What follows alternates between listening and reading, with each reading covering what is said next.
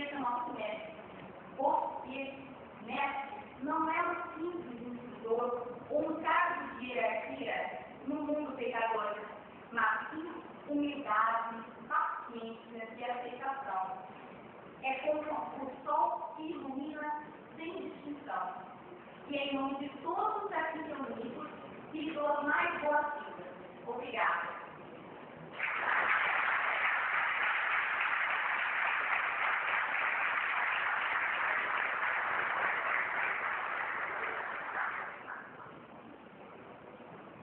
Do livro Força do Amaral, para proceder à leitura eclesiástica por força, evidentemente, das determinações que o professor Silvio Bernardo se tornou eclesiástico, inclusive. Então, passo a palavra ao Dr. Rodrigo para a leitura do livro, para a saudação em nome do corpo docente dessa faculdade. Professor e desembargador Silvio Salvo Venosa foi juiz do Estado de São Paulo por 25 anos. Aposentou-se como membro do extinto primeiro Tribunal de Alçada Civil, passando a integrar o corpo de profissionais de grande escritório jurídico brasileiro. Atualmente é consultor e assessor do escritório de advocacia. Foi professor de vários conhecimentos jurídicos conosco. Apesar da alegria de receber uma figura tão ilustre do mundo jurídico, por delegação do diretor dessa faculdade, em nome da congregação, em nome da Ordem dos Advogados do Brasil, subsetor Jacarezinho, e em nome da Escola da Magistratura do Estado do Paraná, eu noticio um fato muito triste para toda a comunidade jurídica da região, que foi o falecimento, na manhã de hoje, do professor dessa casa de advogado Antônio João Paulista Pérez. Embora ele não esteja mais fisicamente entre nós, tenho a certeza de que a figura do professor e advogado ficará para sempre marcada nos corações de todos aqueles que tiveram a honra de com ele conviver. Informo que a direção da faculdade já está nomeando um representante para acompanhar o funeral que se realizará na data de amanhã na cidade definitiva, capital deste estado. Peço, por último, um minuto de silêncio em homenagem à memória do nosso grande amigo e colega. Obrigado, professor Rodrigo. Na sequência, nós nos damos honra, passamos então a palavra para o professor Silvio Bernardo e a discorrer sobre o Código Civil brasileiro e os rumos do direito privado no Brasil. Tenha vontade, professor. Professor, de quem homenageio as várias autoridades aqui presentes, o corpo docente desta casa, meus colegas magistrados, meus colegas procuradores, meus colegas operadores do direito, meus colegas professores, principalmente meus futuros colegas.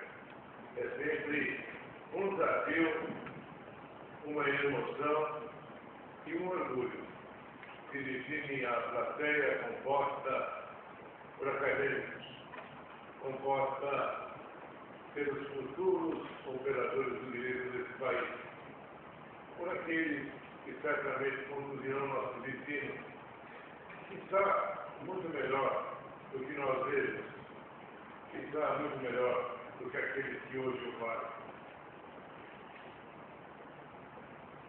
Agradeço imensamente as palavras da acadêmica que representou os alunos e recordo que o nome de Ponte de Miranda foi aqui mencionado, o que me faz lembrar de uma palestra que eu ouvi dele alguns anos antes de sua morte, na cidade de Ribeirão Preto, quando foi feita a semana Ponte de Miranda, e nós tivemos a oportunidade ainda, juízes no início da carreira, de conviver com essa grande figura, talvez um dos maiores juristas que esse mundo já teve, não só o Brasil.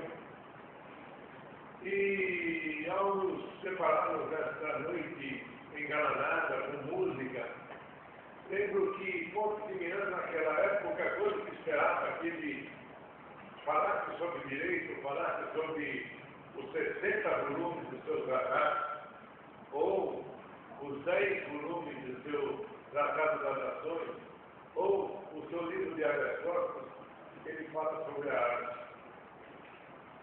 E ele faz uma comparação de todas as artes com o direito. A escultura, a pintura, a música, o canto, as artes fazem parte da convivência social e o direito é a arte do bom e do equitativo, como enunciou Paulo há 2000 anos. E, de fato, nessa arte, cada vez mais fica difícil sermos partícipes. Cada vez mais fica difícil sermos os personagens, a persona, aqueles personagens que usavam as máscaras do teatro grego para representar o bom, o mal, o riso e o choro, os corais e os coros que participavam do teatro grego e que representavam a sociedade. Na realidade, nós todos somos personagens da vida. E como personagens da vida, temos um papel muito importante, não só na sociedade, mas principalmente no campo jurídico. Nós que trilhamos esse caminho. Não existe curso que abra um leque tão vasto de possibilidades profissionais quanto um curso de direito. Dentro do campo jurídico específico, fora dele, o curso de direito amplia os horizontes. E para isso, sempre me lembro das palavras do mestre Goffredo Silvaterra, que ao nos recepcionar na Faculdade de Direito do Largo São Francisco, e na sua aula inicial, o chamado cavaco. O cavaco era a primeira aula do professor, a primeira aula do ano, e no cavaco normalmente não se dava a matéria, conversava-se com o aluno. Uns faziam de forma jocosa, outros traziam assuntos que importariam para o resto de nossas vidas.